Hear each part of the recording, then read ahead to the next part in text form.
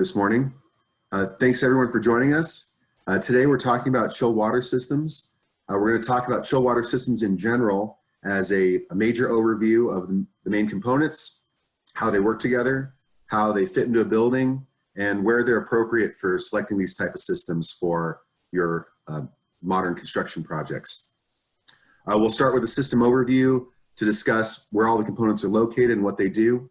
We'll go into some details on air handlers and coils, which we deal with a lot as a provider of air handlers and coils. We'll talk briefly on piping systems and different ways that engineers design these systems to distribute water to the building and to maintain temperatures in the plant.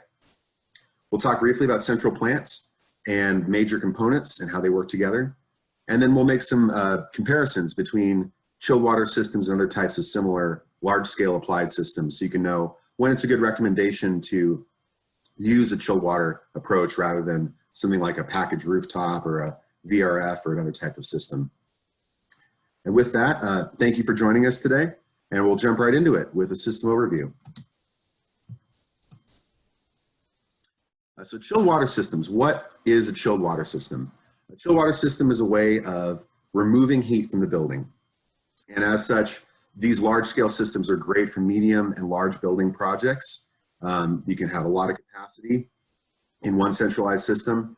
And their major advantages, which we're going to learn, is that they're very efficient, they're robust, and it's seen as more of a long-term investment in an HVAC system. Really high initial upfront cost, but lower operating costs over time and lower electrical bills for the owner.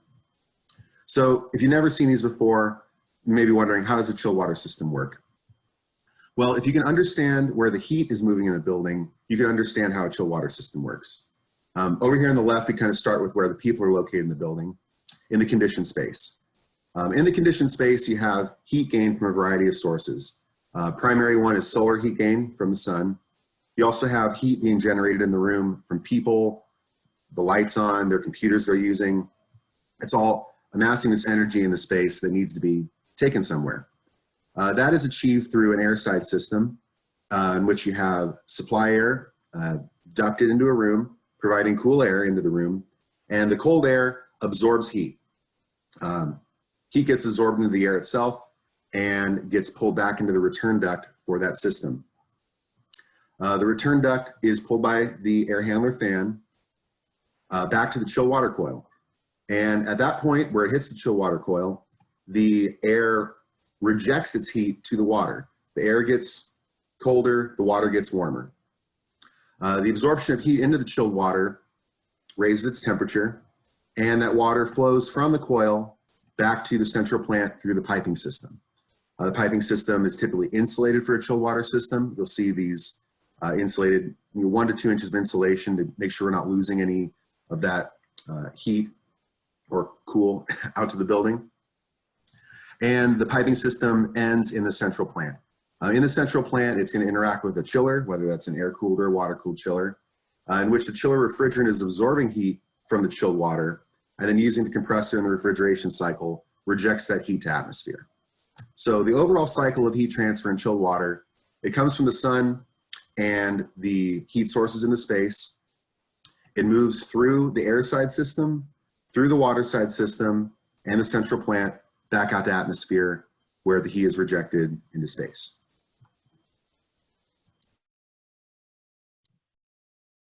All right, so the first component, the one that we see most closely as people occupying the space, air handlers and coils. So Carrier provides a number of air handler options, the 39 series, and in a smaller scale, the 42 series fan coils. And the air handler is where the air side meets the water side. Air handlers perform a variety of functions other than chilling water, cooling air. They provide air movement to the space. They cool and dehumidify the air. They can heat air. They will filter the air, remove particles and contaminants. You can control space temperature and humidity when fitted with appropriate controls. You can provide fresh outside air so people can breathe. And you can humidify if the air handler is set up with the humidification portion. This is a lot of topics to cover, but today all we're going to deal with is the cooling and dehumidifying of air in the air handler via the chilled water coil. All right, so chilled water coils. This is a very large one. You're going to see that in chilled water systems in general, they can be scaled up to huge sizes. And so it's great for a heavy applied system like a college campus or a hospital or a large office building. As providers of air handlers, we should be comfortable with the terms used in coils. And so we're going to dig in a little bit now to some coil, I wouldn't call it theory, but I'd call it coil fundamentals, so we can all speak the same language when we're discussing these components. Okay, so here's a typical chilled water coil. Here on the end, you see the two headers. They're typically copper or a steel header. Water comes into the bottom of the coil through the inlet and out the top through the outlet. On the ends of the headers, you also see the tubes going through the coil. It's called a thin tube heat exchanger. And those copper tubes go all the way across the opposite side of the coil and come back. In between the tubes are the fins. They're typically made of aluminum or copper. And this is where the air is being channeled around the tubes and absorbing the heat from the air, transferring it to the water. Typically, the tubes are going to be copper, the fins are going to be aluminum or copper. Most chilled water coils also come with a vent and a drain. The vent is for getting air bubbles out. Air bubbles are bad for a chilled water system. Wherever you have air being trapped in the coil, you're not getting the same type of heat transfer as you would be from water being inside the coil. So we want to make sure we get all the air out through the vent. The drain is down here at the bottom.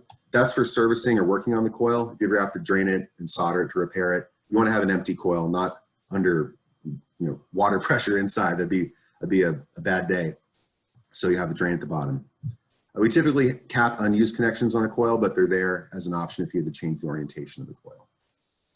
All right, so now that we know what a coil looks like and we feel a bit better about the terms that address the different parts of the coil, well, let's talk briefly about heat exchangers. Now, I'm not expecting everyone to memorize this next slide, but it is important to understand why we select heat exchangers the way we do. So there's two primary options for an air side heat exchanger. We have a parallel flow heat exchanger, shown up here on the top left. Parallel means both of the fluids are coming from the same direction.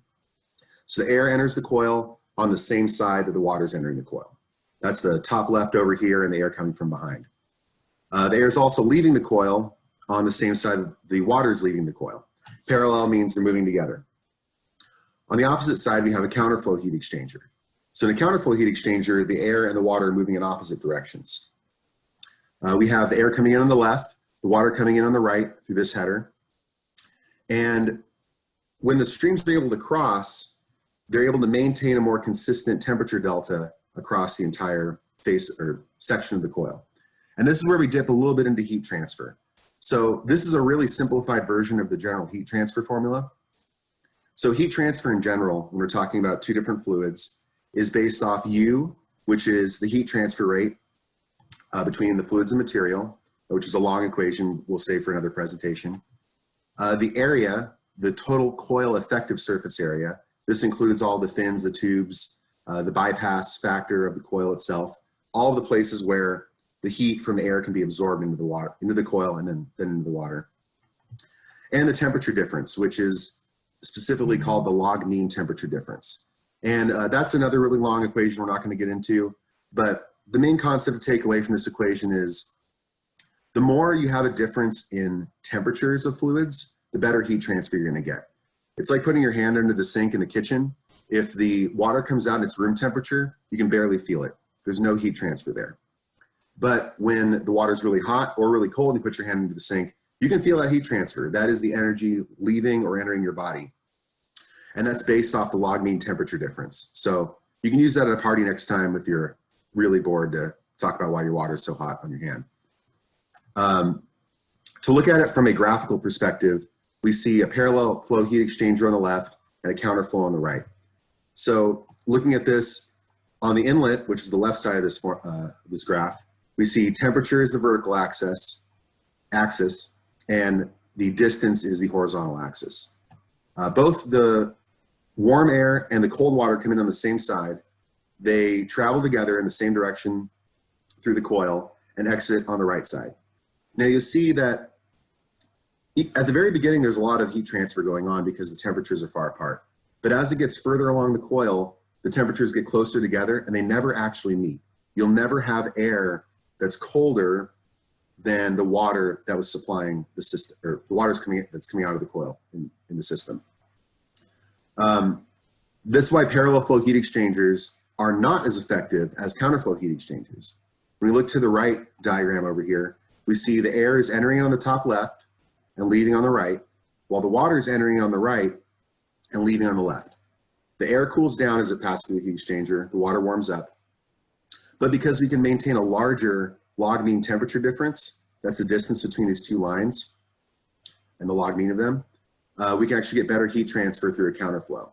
And you'll see actually that if we're looking at just outlets between air and water, you can achieve a lower air temperature than the water that's leaving, coming out of this coil. That's why in general, this is a long way of saying counterflow heat exchangers are greatly preferred for air side systems. You have the coldest water hitting the coldest air and the warmest water hitting the warmest air to maintain that delta all the way across. So big takeaway, when your customer asks you, oh, do we install this coil in parallel flow or counterflow? It's counterflow, and you know why. Got to maintain a temperature difference between the two streams. We'll take questions at the end too. I'm sure we'll have a few about this one. All right, so now that we looked at a little bit of the science of heat exchangers, let's talk about some rules of thumb. These are easy things to remember when you're talking about sizing coils and selecting them for your systems. The two major things we want to pick as a parameter for selecting a coil is the area of the coil and the flow rate. And then all of the components of the coil follow from those two main items. Coil face area is typically selected at 500 feet per minute. This would be a good one to write down. The way you can calculate that area is taking the overall CFM of your system, dividing by 500, you get the area of the coil in square feet. So a 2000 CFM coil, 500 feet per minute, 2000 divided by 500, you get a 4 square foot coil. Very common calculation. The reason why we pick 500 feet per minute, number one, it reduces moisture carryover. Moisture carryover is when you have water collecting on the coil from the condensation of the air. If you have the air going too fast, you actually can blow that water straight off the coil and into your duct system.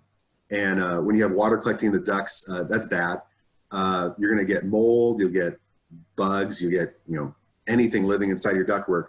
And so we want to maintain a lower air speed so we're not spraying water throughout our system. It also allows for effective heat transfer to maintain that 500 feet per minute. You don't want to be too fast or too slow. All right, so, sorry? Just to interject real quick, I know you said write down that top formula, but just for all those out there, I would recommend writing down all these formulas. I would consider all of these sort of like HVAC Bible formulas that I know I had written on the wall next to my computer for the first 5 years I was here, until they sort of became all memory.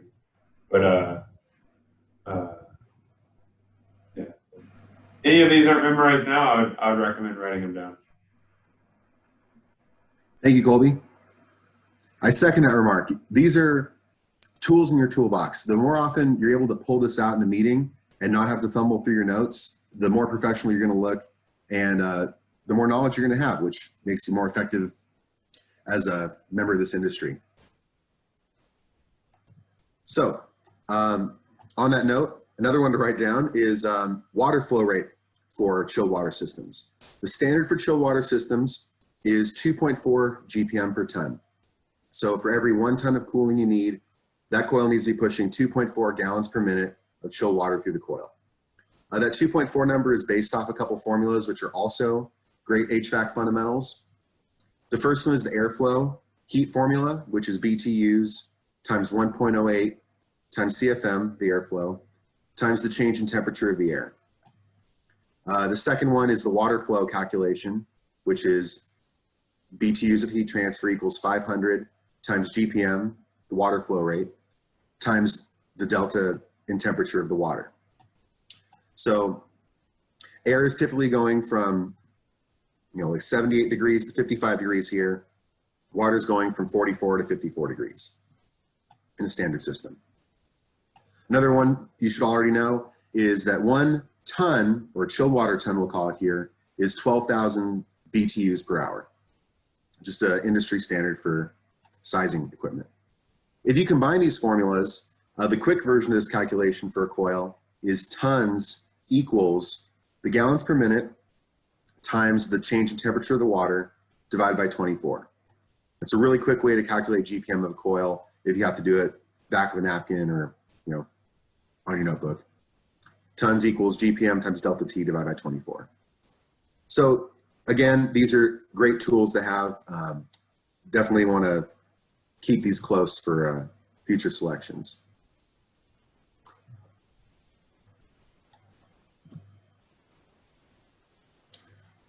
All right, so now that we know a little bit about the science of chilled water coils, let's talk about how to actually install them. This is two examples of a chilled water coil trim kit, and we'll focus on the left one to start.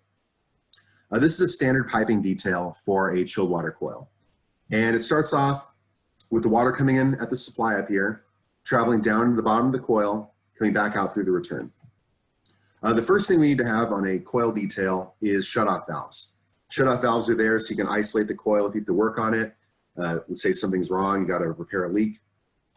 And there's two main varieties of shutoff valves in chilled water. You have a butterfly valve, shown here on the left. This is typically for larger systems, or a ball valve, shown here on the right, typically for smaller, less than 2-inch pipe. Butterfly valve looks like a butterfly inside, ball valve looks like a ball inside. Coming down the supply run, we have a drain valve for getting the water out of the coil when you need to repair it. And a couple Pete's plugs. Pete's plugs are a great little invention that, good job to Pete because he patented it very well. But all it is a little tiny port on the piping going into the coil where you can install a pressure or temperature sensor in the field, even temporarily, so you can test the system and have a good feel of what the actual temperature and pressure is. Here I should mention we have unions. If there's a steel to coil interface, you have to have a non-conductive part in between so you don't get a bunch of corrosion between those two types of pipe material. Following through on the return side, we have balancing valves. Now, balancing valves are important for chilled water systems. Look at a couple examples of that up here on the right. Because not every coil is the same distance from the pump in the plant. The coils that are close to the plant are going to get a ton of water flow, a lot of pressure, and the coils on the far side of the building are going to get very little water pressure.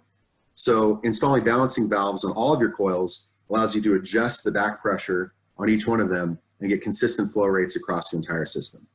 So there's a few different types of balancing valves, so you know what those look like in the field. After the balancing valve is our control valve, which we'll talk about two different types in a minute, which basically allows you to provide cooling to the coil or not provide cooling to the coil. When you shut it off, water flow stops, heat transfer stops. And at the very end of the return is our shutoff valve before we go to the rest of the system. Now, when you're selecting what type of coil to use and what type of system to have, you're going to be looking at two types of control valves, two-way and three-way control valves. A two-way control valve can go from open to closed, and that's it. It can usually modulate in between, but it's used in variable flow applications because when you close that valve, it increases the back pressure in the system. The water can't flow that way, so it's going to flow other directions per the path of least resistance. When the pressure goes up in your system, you can have sensors detect that pressure change and then slow your pump down so you're saving energy when the coils aren't asking for cooling. The other method is a three-way control valve, shown over here on the right, which has a bypass line in between the supply and return of the coil. So let's say that the coil is running full bore, we have water flowing in through the supply, back through the return, and it passes straight through the three-way valve back to the system. As the coil gets satisfied in cooling, the room is nice and comfortable, the three-way control valve shuts off and mixes or bypasses the coil through this bypass line, which could have a balancing valve installed if it's a long line or depending on the size of the system. But essentially, while you had flow when the valve was open through the coil, now you still have flow going through the bypass. So your pressure sensors and your pumps cannot detect a change in flow, typically from a three-way valve. So three-way valves, easy, more traditional, less controls. Two-way valves, more modern, you can save energy. slightly more controls. All right. Cool. So congratulations, you got through air handlers. It might be our toughest conceptual part for air side to water side heat transfer. All right, so now that we have nice, warm, chilled water coming out of the air handler, we need to look at our piping system, how that water is going to get back to our plant. Piping systems can look complicated, but really they only break down into a few different types. And a lot of it is just following the lines, making sure you understand where the water is going and where it's coming from. So in order to talk about chill water systems in the piping, let's talk about a few different terms in a building. So in our piping system, we have two main areas which we need to concern ourselves with as far as the space that they're occupying. We have the building loop itself, where we're absorbing the heat from our people and our equipment. And then we have the central plant where that water is being cooled down and sent back out to the system. In the building loop, we generally have very large pipes in a multi-story building called risers, where chilled water is pumped up at a large diameter up into the building and brought back from the building. Or in a one-story building, those would be called mains. Also, like in a multi-story building, the large pipe is on each floor is called a main.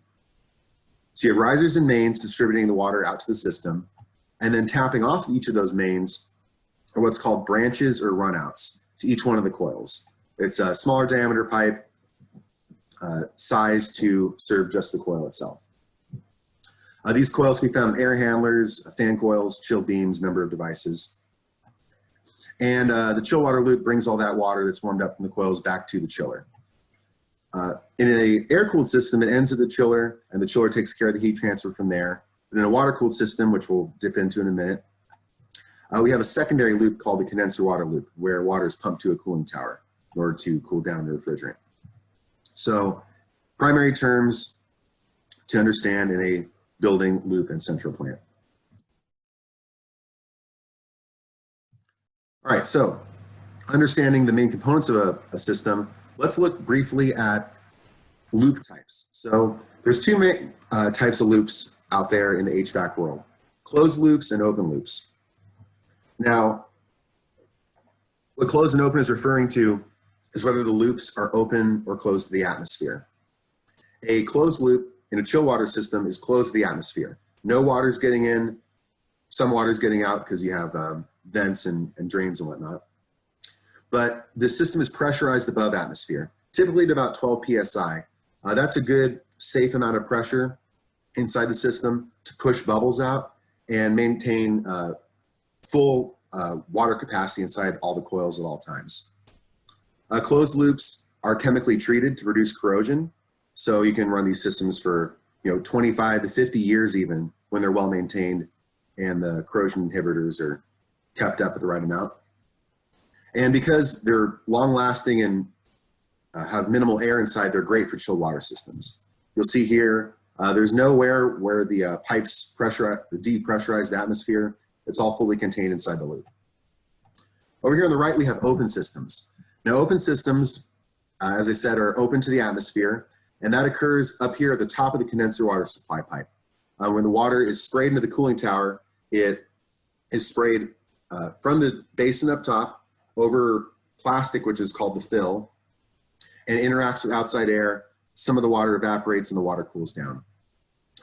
Because it's interacting with the atmosphere, these systems are very bacteria and corrosion prone. If you've ever been up to a cooling tower on a roof, you'll find bird feathers, maybe even birds, mold, dirt, anything that, cigarette butts, they all get sucked into the cooling tower. So it's a very dirty system. You have to have a very robust cleaning equipment, a cleaning system there for it.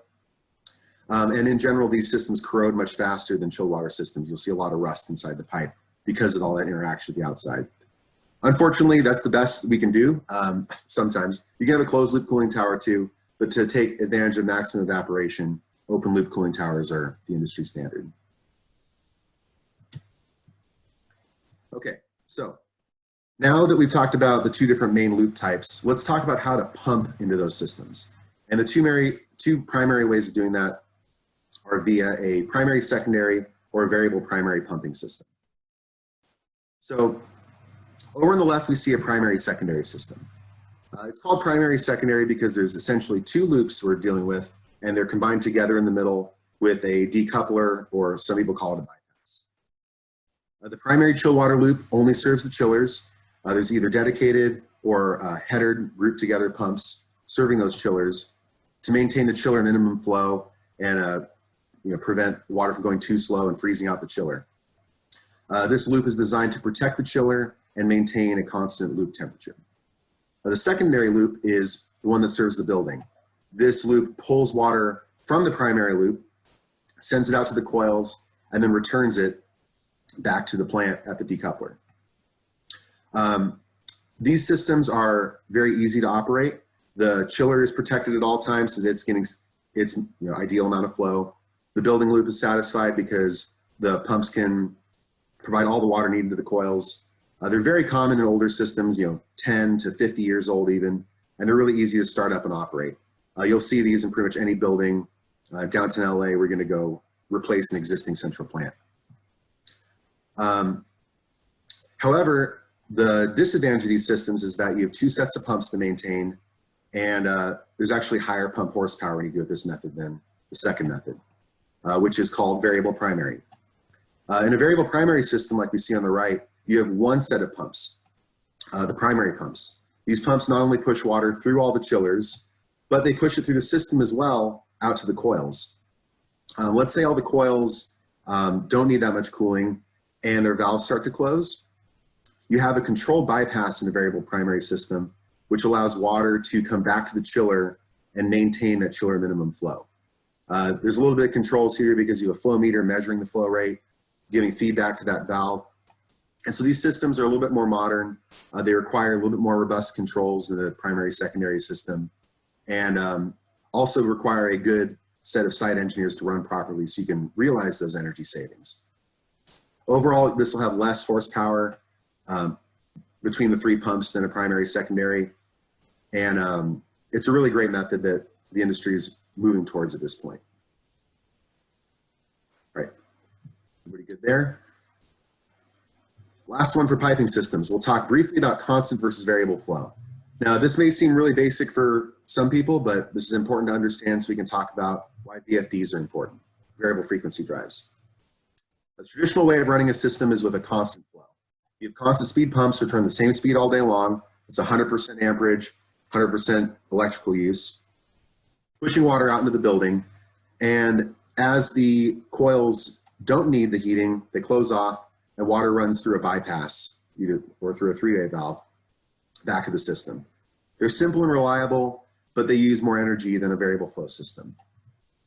In a variable flow system, we can get away with using two-way valves because as each of the coils are satisfied with temperature and their valves closed, the differential pressure, that means the pressure between the supply side and the return side, can be sensed by a differential pressure sensor. And as that pressure goes up, because the valves are closed and more water back pressure is accumulating, that signal is sent to the VFDs and the pumps, and it tells the pumps to slow down and save energy. We don't need to be pushing that much water out to the building. We're not going to be paying the money to spend on that. This has overall lower energy use than a constant flow system, and this is generally the way to go for a building loop nowadays. All right, so pat yourselves in the back. You got through chilled water piping systems. Now let's talk about where the piping is going. We're going to go to the central plant, which is the bread and butter and expertise of our applied systems group. All right, so central plants are where chilled water are produced. I want to throw this picture in there. This is probably arbitrarily the best looking central plant I've ever seen. This is Google's headquarters up in the Bay.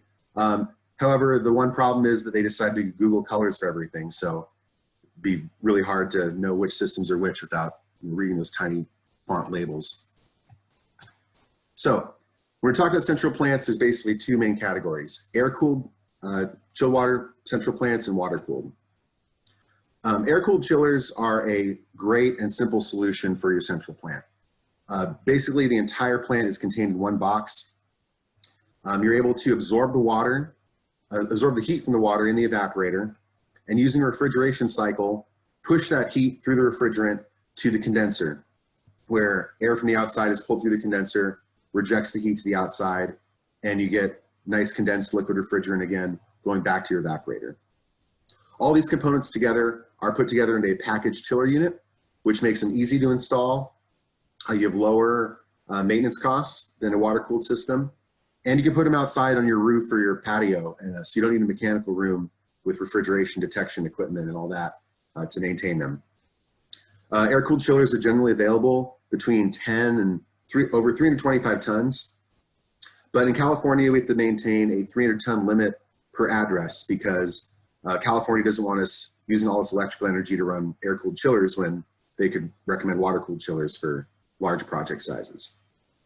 So air-cooled chillers, quicker to get, easier to install, a little higher energy use than water-cooled, but still a great option. All right, so now the big equipment, water-cooled chillers.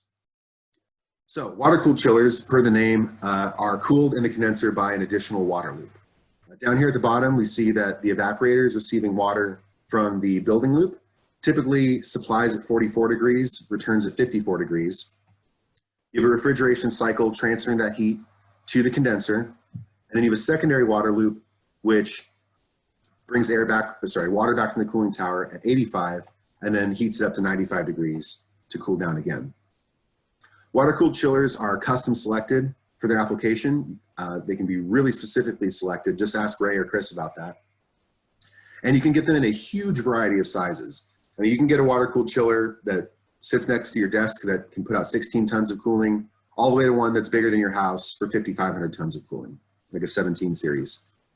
They're a very large industrial piece of machinery at certain sizes, and thus require a mechanical room where you have leak detection equipment, you have emergency exhaust fans, just in case you ever had a refrigerant get out of that chiller and you want to save the engineers' lives who are working around it.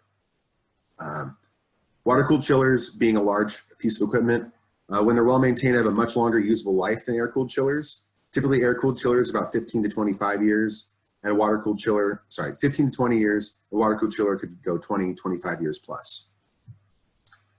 All right, so the big difference between air-cooled and water-cooled is the cooling tower, this additional condenser water loop.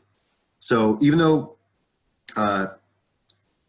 Carrier doesn't make cooling towers, we still need to understand them because we do rep a cooling tower firm or two. This is our basic understanding of cooling towers for everyone. So if you've never seen a cooling tower before, over here on the right is what they look like. It's a huge piece of equipment on top of most high-rises or down on the ground next to their plants. And the main things to understand is that water comes back from the condenser of the chiller at a warm temperature, 95 degrees. The water is sprayed over the fill media of the cooling tower. Some of it evaporates and absorbs heat from the other water that's actually traveling down into the basin. And you get about a 10 degree temperature delta between the inlet and outlet of the cooling tower. There's a few terms that are somewhat specific to cooling towers. The first one is not that specific.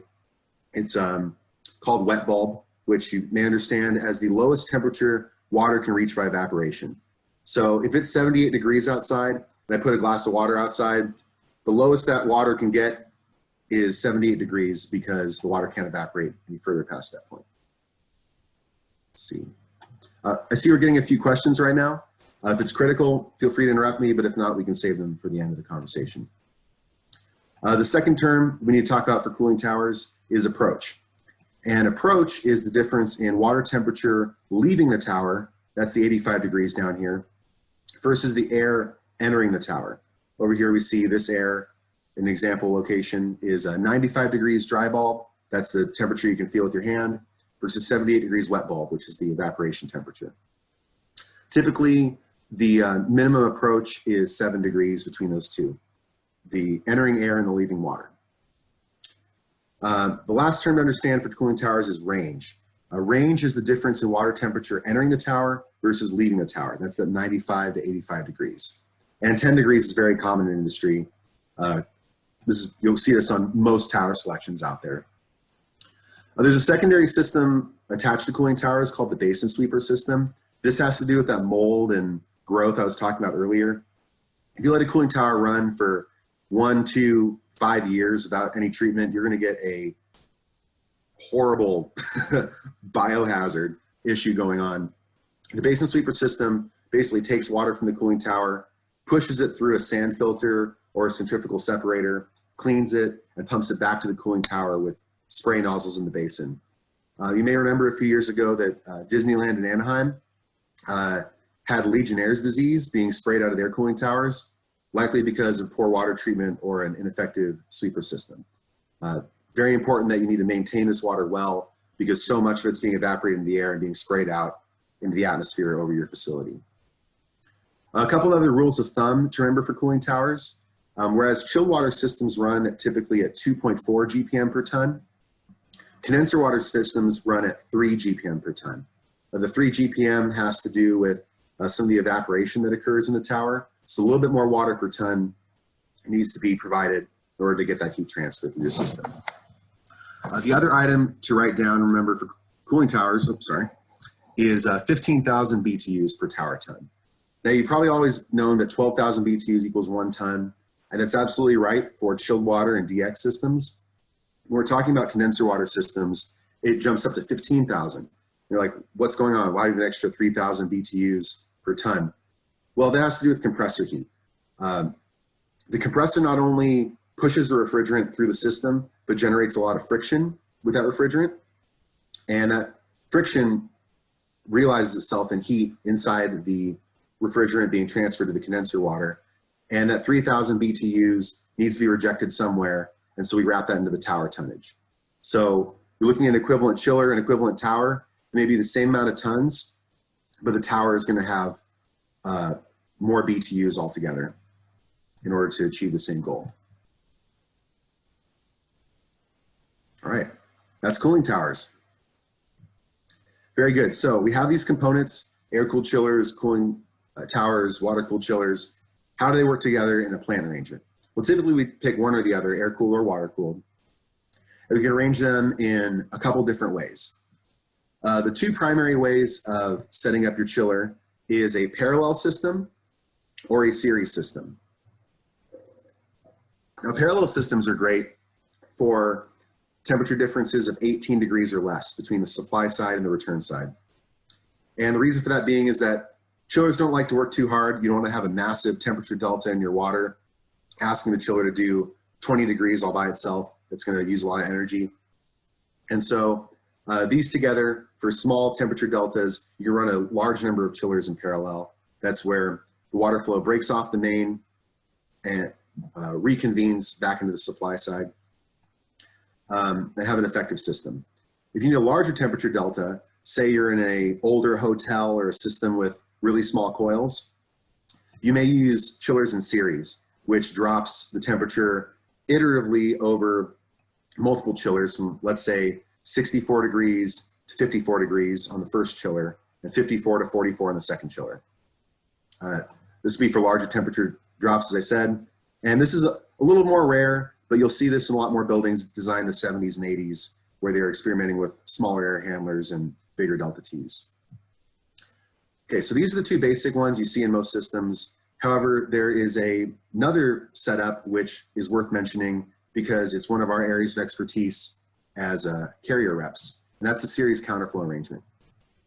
So before we jump into series counterflow, let's look at a concept of pumping or chilled water systems called lift. Lift is the difference in temperature between the leaving chilled water in the chiller and the leaving condenser water in the chiller.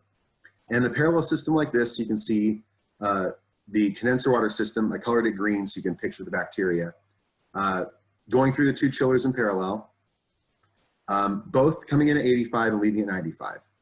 Over here, the chilled water system, pictured in black on the right, is also going through both chillers in parallel, coming into both at 54 and leaving at 44. In a system like this, you have the same lift through both chillers. It's 51 degrees. Difference between that 95-degree chiller or cooling tower water going back and the 44-degree water going out to your building. More lift on a chiller means more work, and more work means more energy and higher electrical bills. So if we could find a way to minimize lift in chillers, you can realize a lot of energy savings. That's where our series counterflow arrangement is going to come in compared to a parallel system.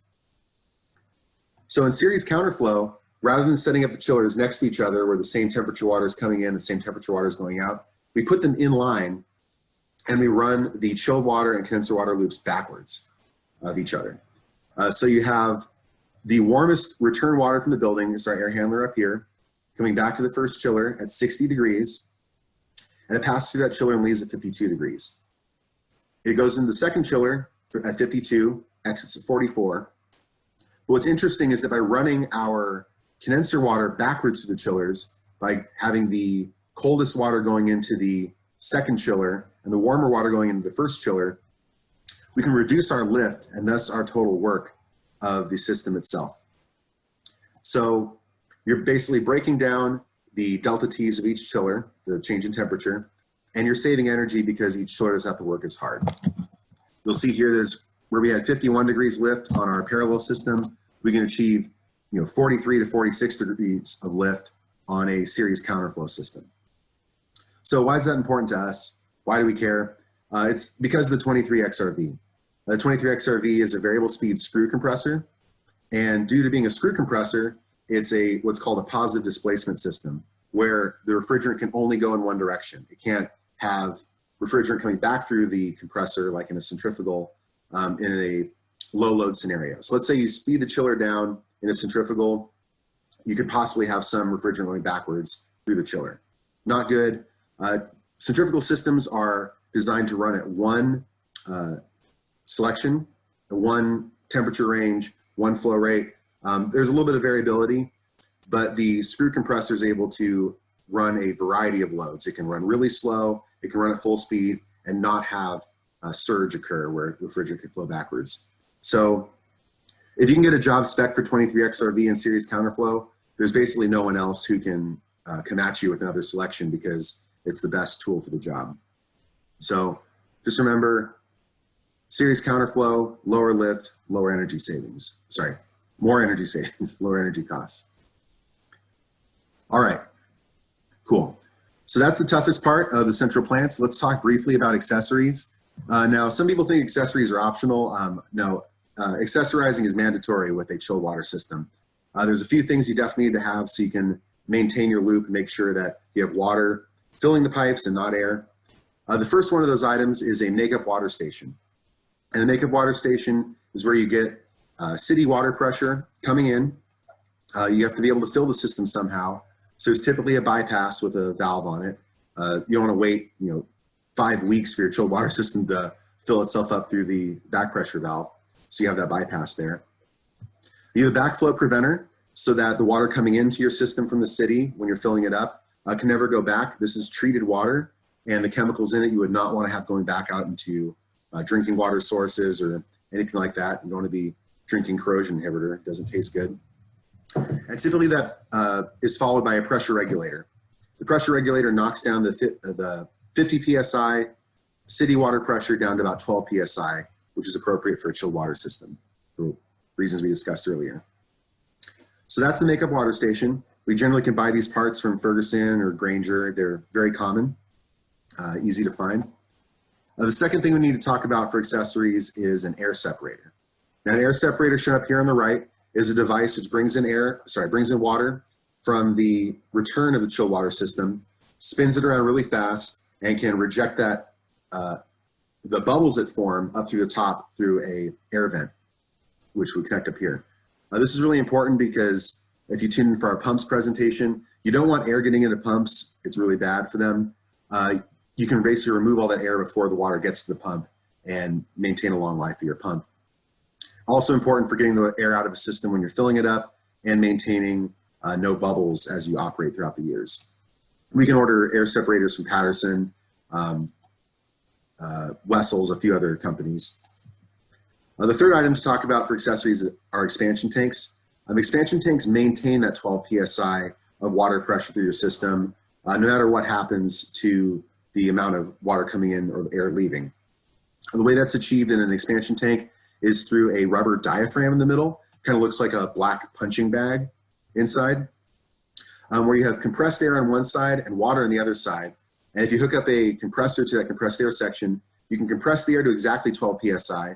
And because pressure equalizes, the water in your system on the other side of the diaphragm will also be at 12 psi. So you're going to have small amounts of water expansion in a chilled water system, not nearly as much as in a hot water system because there's a lot more variety of temperature.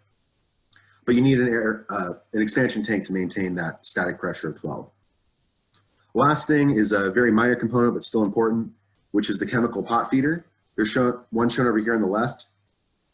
The pot feeder is a way to add your corrosion inhibitor chemicals into the system. You don't want to have your coils and pipes rusting over time.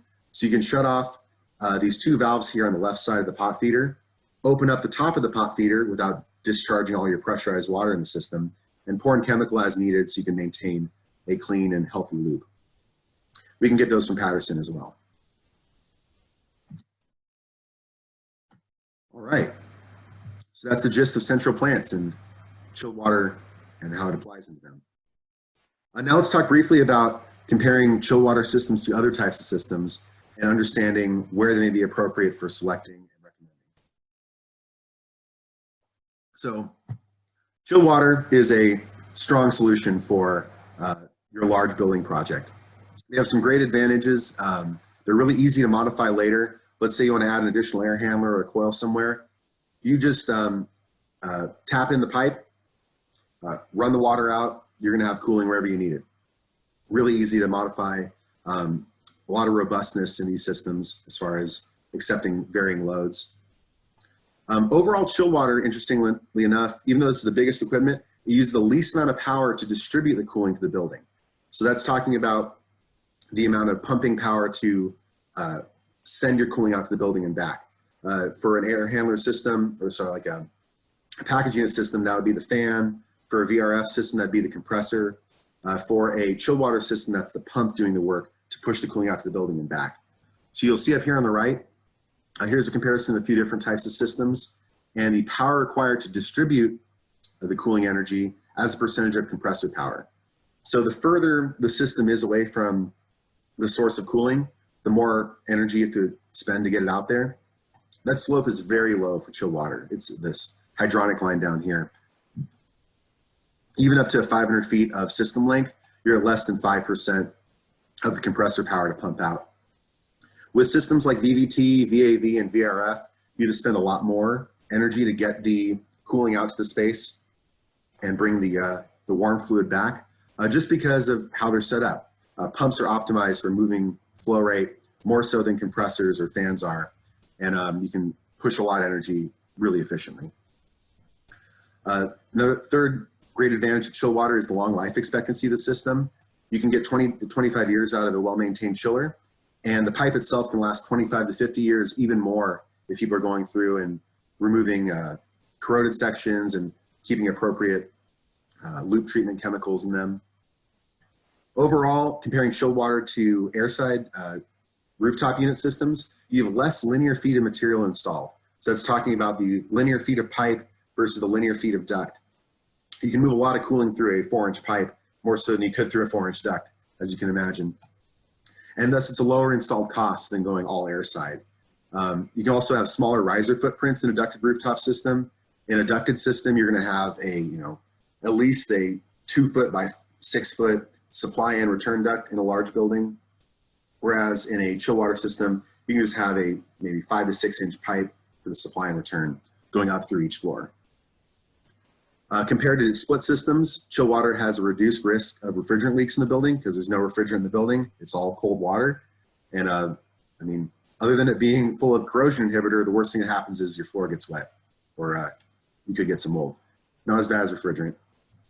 You can get great energy efficiency out of chillers. They're optimized to provide a lot of cooling at a very low energy cost.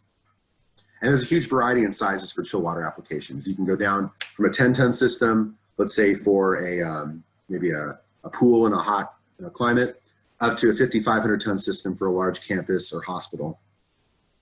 That being said, some great advantages for chill water. There's also some disadvantages to understand, which typically apply mostly to smaller facilities. So a smaller facility, let's say less than a couple hundred tons, may not have a lot of space outside for chillers, air handlers, cooling towers, or not enough strength in their roof to support this equipment. And so they may be led into the direction of another system type. Chilled water systems also require water treatment, and it has to be maintained very carefully, so you're not going to be encouraging mold or other bad things to happen to your pipe over time.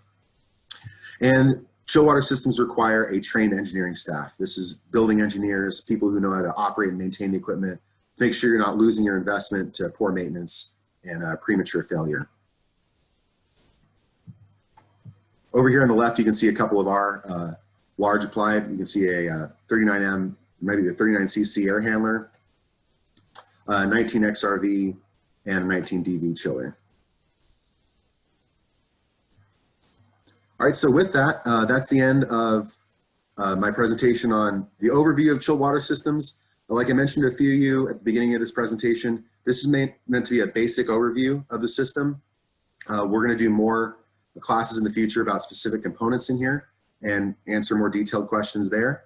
But with that, let's go to our chat, and we will discuss a few things that popped up in the conversation.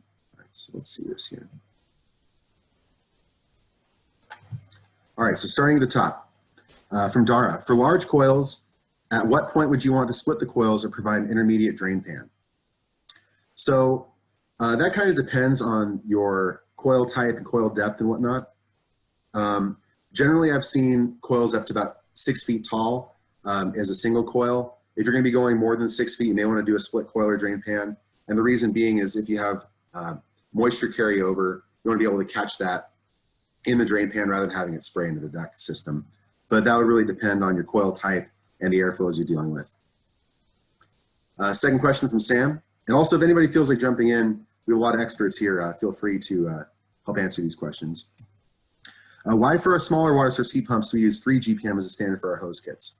Well, water source heat pumps actually operate closer to a condenser water loop than a chill water loop. They use open cooling towers or sometimes closed circuit cooling towers generally. And you are rejecting that compressor heat from the water source heat pump into the condenser water loop. So that's why the standard would be the 3 GPM versus the 2.4, because you have additional compressor heat to deal with in a water source heat pump, as opposed to like a chill water coil. Thanks, Dara. For anyone who hasn't used Prezi, it's actually really easy. All the graphics are built into it. It's just, where you want to put things and what order you want to put them in.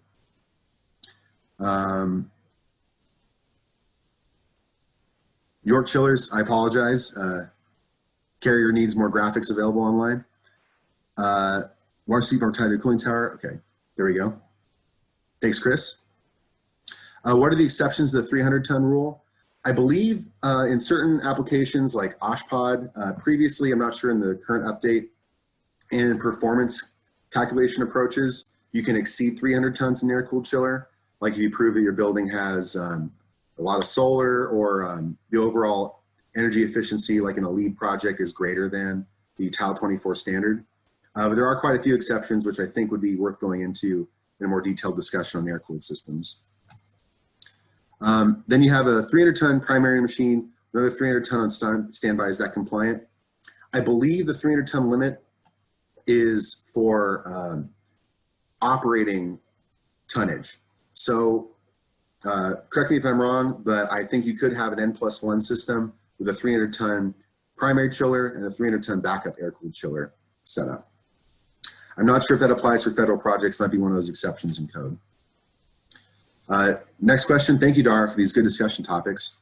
We should discuss thermal energy storage systems in our current offerings. So this was something I actually debated about discussing today. Thermal energy storage is a method of running chill water systems to take advantage of lower energy rates at nighttime rather than running the chillers through the heat of the day. Typically, thermal energy storage is a very large tank you have in your system, typically on the return side, where let's say your building is off at nighttime. You're not getting any cooling in the building. You don't need to have people running the air handlers. You can basically charge the cooling of the system overnight by cooling, 5, 10, 100,000 gallons in this very, very large tank. I mean, these things can be 20 feet wide and 60 feet tall to basically store your chilled water all night long.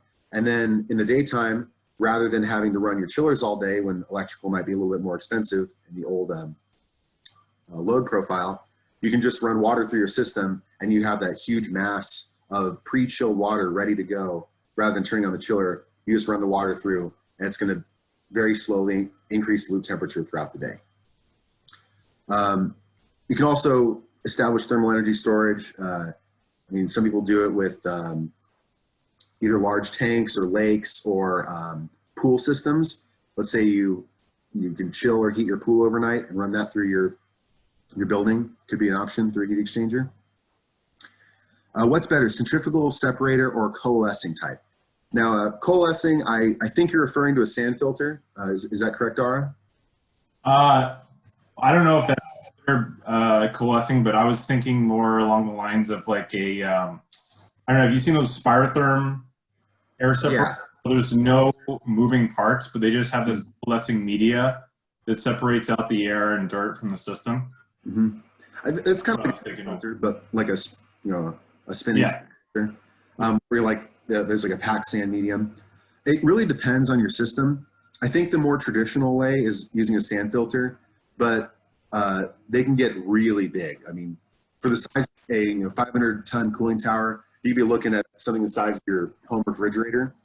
There's also pretty extensive water side pressure drop with the sand filter. Is that correct? Yes, a lot. I mean, you can get 30 to 50 feet of pressure drop when those things are dirty, and that's a lot of pump energy to expend. Sometimes people call the centrifugal separators like a margarita machine because it looks like a large tube with a pump in the bottom, spins up to the top. I mean, it's definitely a party, but it has an additional pump on it, which forces the water to spin really quickly, kind of like in an air separator, but with pumped energy.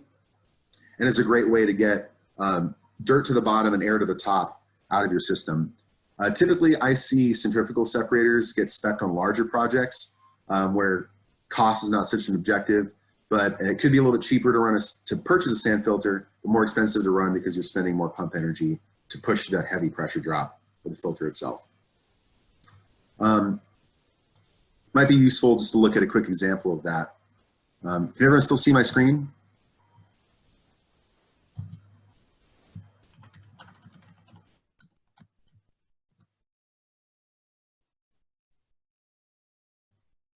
So let's see, let's find a good example. These aren't exactly the ones. I'll send that out. What's a good example of an HVAC one? Something like this. So basically the water spins inside, air gets shot out the top, dirt gets falls at the bottom. Versus a sand filter. Yeah, if you could also just look up like a spirotherm coalescing media type as well, because there are 3 distinct types, and the spirotherm or the coalescing media type that I'm referring to is actually very small and very little to no water side pressure drop loss. Gotcha. Yeah, coalescing.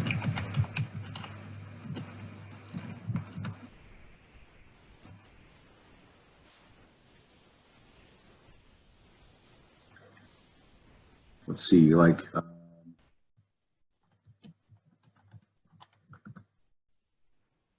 one of these guys over here on the right.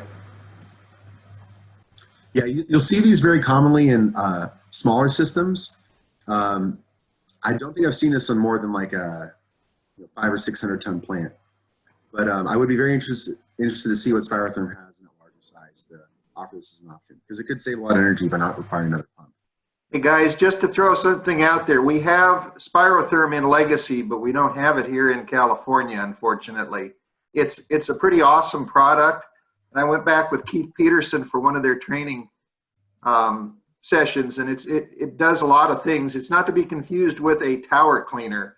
The air and dirt separator will act as a typical air separator, but it will also collect dirt that's in the system. So just to throw that out there. Thank you, John. All right, so let's see, from Corhan, how's the VAV power required for distribution? Does it include the AHU's fan power and the circulation pump's power? Yes, that includes the overall total power for the system, just using 4x4 AHUs versus a centralized air handler or rooftop package system. adding together the water distribution, pumping energy, and the fan distribution pump energy. I should say air pushing energy. Very good. With no other questions, oops, see, here you go. We're going to move on to our quiz. It's provided by Colby in the comments right now. And just be advised, as I said before this discussion, Colby, please correct me if you didn't do that, but this is going to be one that encourages a great score on the first try. So please take your time on the quiz. You will get reduced credit for additional retakes of the quiz to kind of help level the playing field with everyone retaking the quiz multiple times.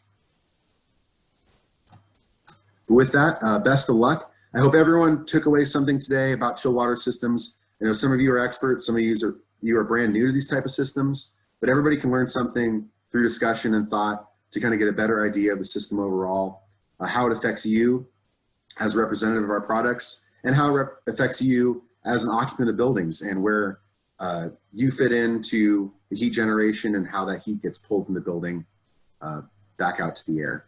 So thanks everyone. Thank you for your time. Hope you have a great morning. And with that, I wish you a happy Friday. Great job, David.